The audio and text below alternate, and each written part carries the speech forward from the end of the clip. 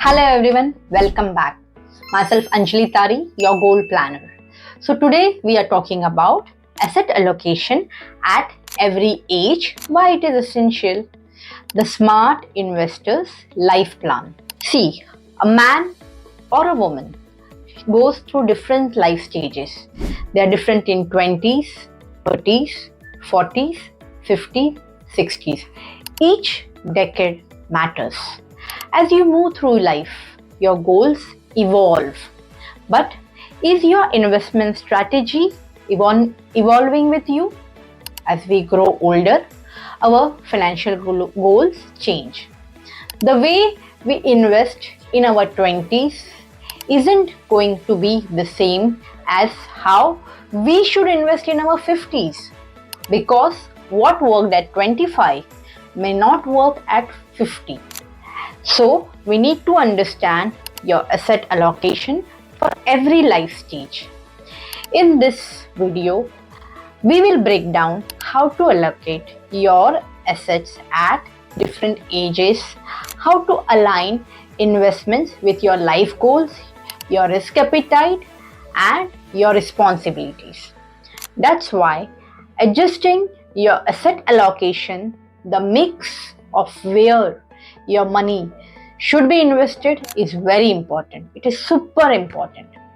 Let's look at how you can invest smartly, smoothly for each life stage.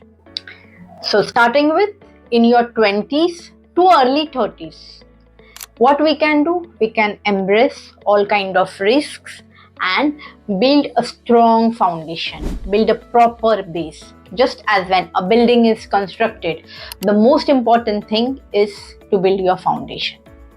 It is not the matter how much you are earning or how much you are spending. Of course, there should be a limit to your spending, but many a time people think that I should earn more, and then I'll be investing. No, it is once again, I repeat that it is not the matter how much you are earning. It is very important. Whatever you are earning, you need to save some of the income. And that is what we Indians are strong at. Remember, in our childhood, our parents used to say, okay, I give you 1 rupee, 2 rupee, put that in your piggy bank, right? So after a year, I'll buy you a new, either a Barbie doll or a gun for a boy, right? Or a car. So that culture, that discipline has been set by each parent, by each Indian parent in his child. So why do we forget that when we grow up? So it's once again I say that it is not necessary how much you earn. The most important thing is start investing early. Why? Because in your 20s, it is a time to dream big, invest bold. This is the best time to take calculated and guided risk for better risk adjusted returns. But before starting your investments, the most important thing is your life jacket. If you're going to explore the sea, right? You are a good swimmer, but still you need a life jacket. So don't forget that basics. Safety net is the most important. Get adequate life insurance, health insurance, and then start building your investment foundation. Most important, first build your emergency fund with 6 to 12 months of expenses, as well as your short-term goals within a year, like insurance premiums, vacations, buying a new gadget or a bullet. It shouldn't be like that you have turned 20 and you want to buy the latest phone and you go electronic shop, and you say, okay, I want to buy a phone of nearly 1 lakh. They'll easily tell you, okay, fine, why don't you convert that into 24 months EMI? This is the time when you fall into that particular debt trap. So avoid that. If you want to buy a gadget, a new phone, or even as I said, your bullet, or you want to plan a vacation, take that as your goal and start investing. Now here, when I say 6 to 12 months, do not try to maximize your profit. The most important thing is just understand the purpose of investing and do your investments. Then second stage would be invest in equity like mutual funds, especially through SIPs. Start small and increase as your income grows. So in 20s and 30s, your key goals are: first, career growth, a safety net with insurance, emergency fund building, long-term wealth building. So what would be the ideal asset allocation at this age? 70 to 80% you can invest in equity mutual funds, wherein you can take a mix of flexi cap, mid cap, multi cap. If you want to save tax, you can go for a ELSS plan. 20 to 30% still would be in safe instruments. Do not go for returns over there, because that is what you will need in case of emergency, and you do not break your long-term investment. So in debt instruments, it might be your PF, liquid fund, your bank FDs for emergencies. So start SIPs even with a small amount and step it up as your income grows. Next comes, which just goes like a bullet. In your late 30s to 40s, you get married, you are stable in your career. So this is the decade where you will balance and build. Responsibilities grow, just as I said. Now you are dealing with big life events like your marriage, kids, their education. You go for loans, housing loan, car loan. Your EMIs start getting piled up, right? Your lifestyle also changes. So now your finances must now do more. So in this particular decade, you have your key goals like buying a home, car, children education, managing EMIs, excelling in your profession, your business. So what would be the ideal asset allocation for this particular age? 60 to 70% in equity mutual funds for long-term goals. Why I shifted from 70 to 80% in this particular decade? Because now whatever are your goals, your kids' education, their marriage, daughter's marriage, you have nearly 15 to 20 years in hand. And when you start building your investments from the age of 20, 25, what happens that you have already set up your investment habit. So the moment you get married, you have a baby, you now know in the next life phase of 20 years, 15, 20 years, I have that enough time, that breathing space to build for them, to build your wealth for them. Now, 60 to 70% should go in equity mutual funds. Again, do not forget your debt instruments, 30 to 40% for short-term goals, so that you don't touch your long-term investments. Do not fund any short-term needs from long-term investment. If you do not keep for your emergency, what you will do? You will break your long-term investments and fulfill the short-term goals. So you need to match the goal horizon to asset class. Then after 40, you don't even come to know when you turn 50. So at this point of time, shift towards safety. Your children have already grown up and they are either in their colleges or they have started pursuing their career. So what is more important for you in the next 10 years is your retirement. Retirement is coming closer. It's time to protect what you have built. Now it's the time to reduce your risk. So the key goals in this particular decade is your retirement corpus growth, wealth preservation, reduce portfolio risk. And at this age, what would be your ideal asset allocation?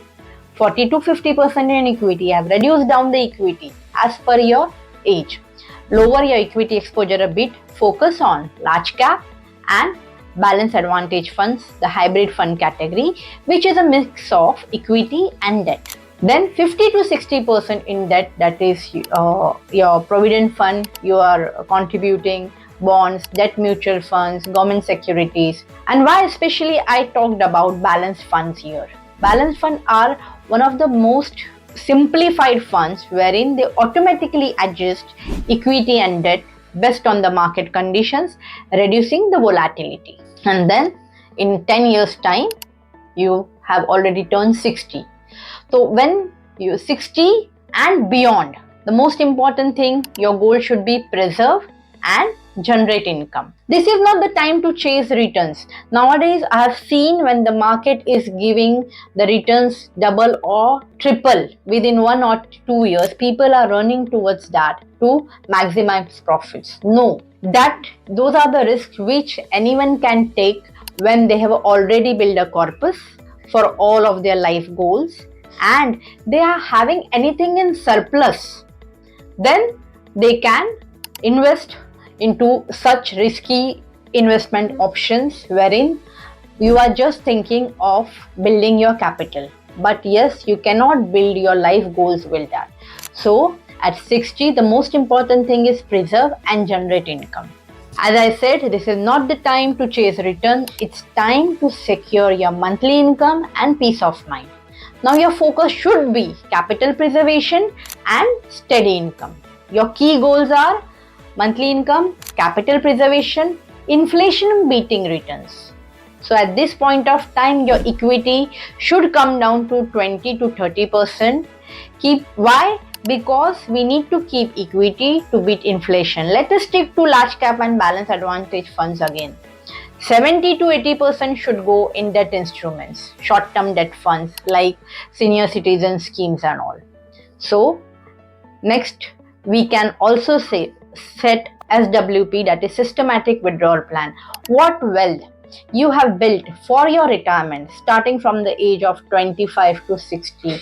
Now when you have retired, you can start with the SWP plan. What is a SWP plan? See, when you are young, I have already told you to start with SIP. So you're building your wealth in those next 25-30 years when you are earning. SWP is what? You have built a corpus till your retirement by investing into SIP, and that corpus, if you keep invested in mutual funds from 60 to 90, it can give you a regular monthly income from that built corpus. So from SWP, you will get regular payouts from your mutual fund.